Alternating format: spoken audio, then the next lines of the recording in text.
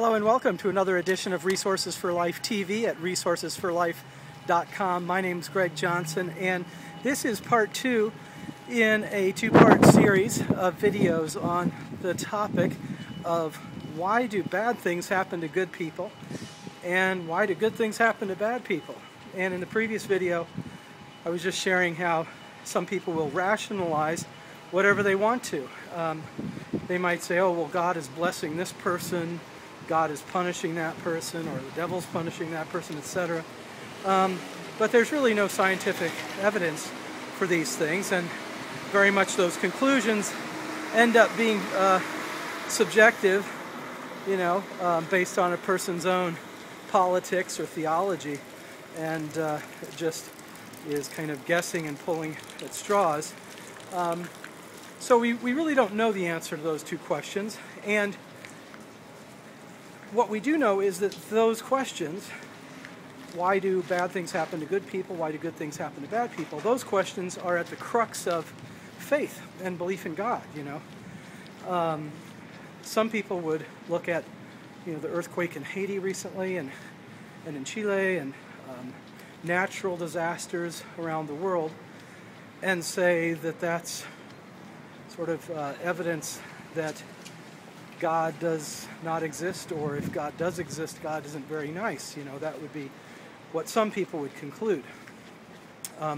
Others would look at natural disasters or even personal tragedies and say, well, God had a reason behind it. And of course, that's always what you hate to overhear when somebody's being consoled about a horrible tragedy in their life, and then someone will say, well, God probably had a reason for it. So those two approaches to trying to understand tragedy and disaster don't seem to be very compassionate or rational. And what people are left with then is the possibility that God, as we understand God in the Bible, God of this planet, but perhaps not God of the entire expanded solar system and galaxy and universe.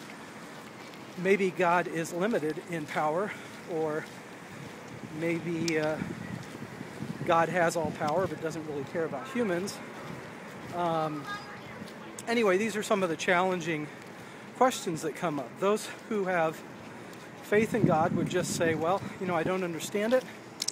I trust that God knows what God's doing, and maybe there's a reason behind all these tragedies and catastrophes and disasters. So anyway, I don't have any particular bent on this issue or answer that I want to encourage you to believe in necessarily, but I think those questions really do allow a person to explore the outer limits of their faith in God and define how much of life is predetermined, how much of life is under God's control. So anyway, I'd be curious to know what other people think about this topic, and if you want, feel free to post a video or send an email. Take care.